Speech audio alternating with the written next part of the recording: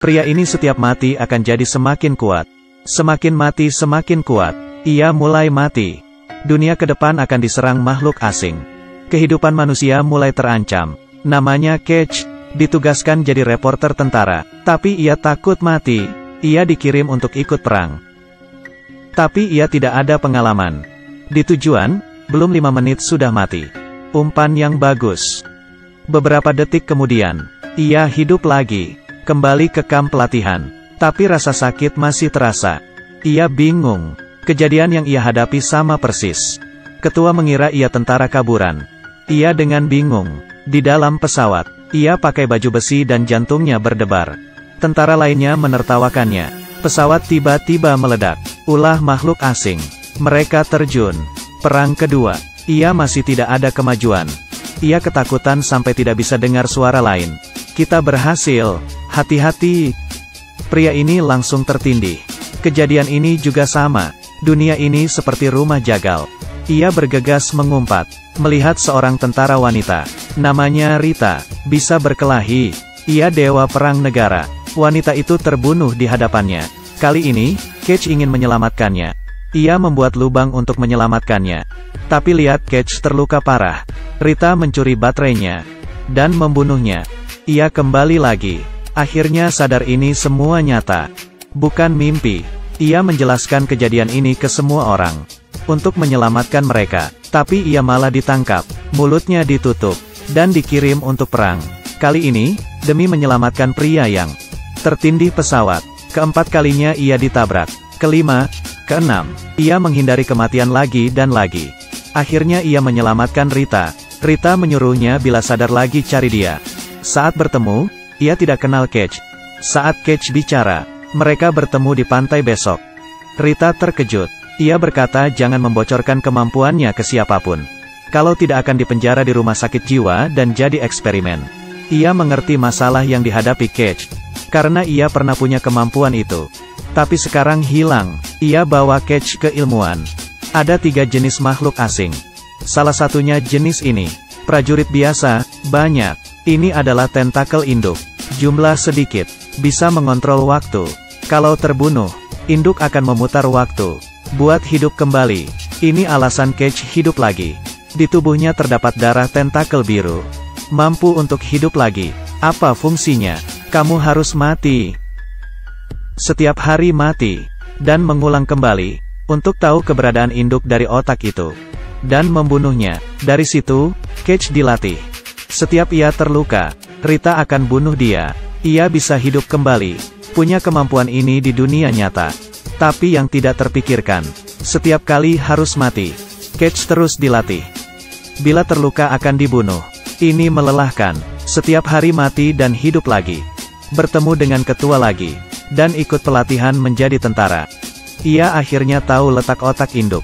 Makhluk asing bersembunyi di saluran. Mereka akan berperang di sana. Membunuhnya. Keduanya membuat rencana. Tapi di perang ini sulit dilewati. Rita terbunuh lagi. Cage merasa sedih. Setiap hari berlatih. Rasanya mulai timbul. Ia tidak ingin Rita mati. Ia kabur. Naik motor ke bar. Tapi terdengar suara peringatan. Ia tahu tidak bisa kabur. Saat ia tidak bisa kabur. Hanya bisa hadapi kesulitan. Ia melampiaskan amarah di tempat pelatihan. Terus berlatih keras. Ia berhasil jadi dewa perang. Mati berpuluh kali. Mereka berhasil lari keluar area perang. Mobil tidak ada bensin. Pakaian besi juga tidak ada baterai. Datang ke satu rumah istirahat. Fisiknya merasa lelah.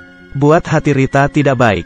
Ia mengeluarkan pistol. Tapi Cage menghentikannya. Ia menghargai waktu ini. Ia sangat tahu tempat ini. Bahkan menaruh beberapa kopi untuk Rita.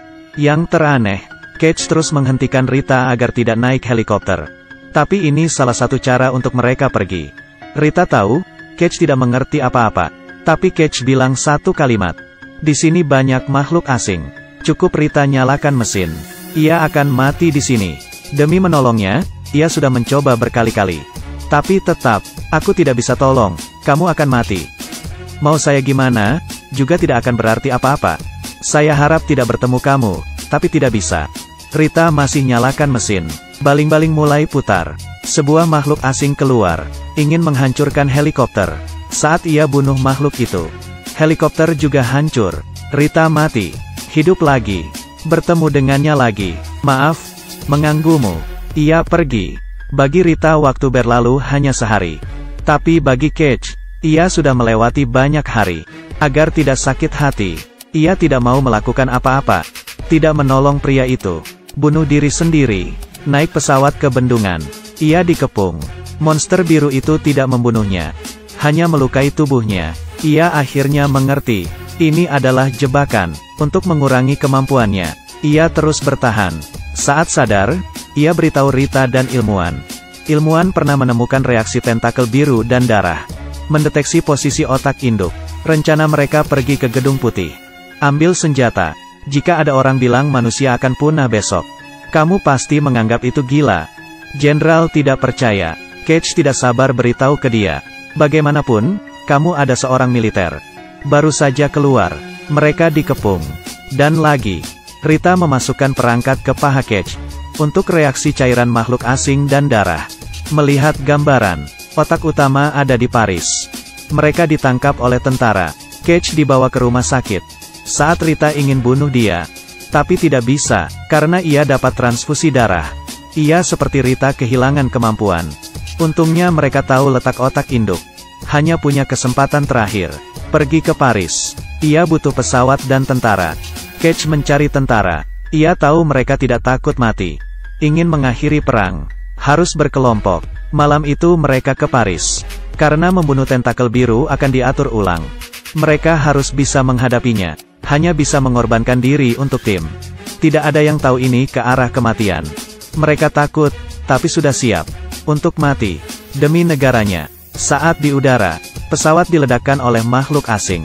3 orang tewas saat terjun. Tak banyak amunisi yang tersisa. Ada ribuan makhluk asing di depan. Tapi ini kesempatan terakhir.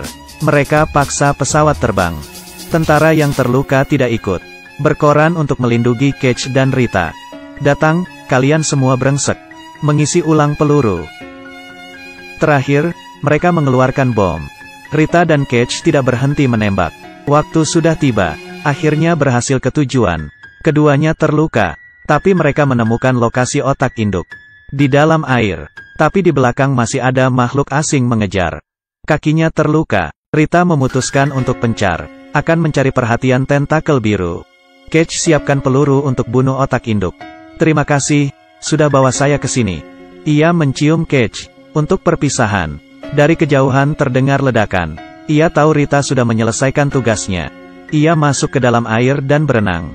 Tentakel biru juga masuk. Cage sudah menemukan otak induk. Ia melepas peluru ke dalam otak induk. Ledakan dimulai. Cage sadar lagi dan ia di dalam pesawat. Di saat itu ia belum jadi tentara. Di dalam berita, makhluk asing telah dimusnahkan. Kehidupan manusia aman. Ternyata, Cage kembali ada darah tentakel biru.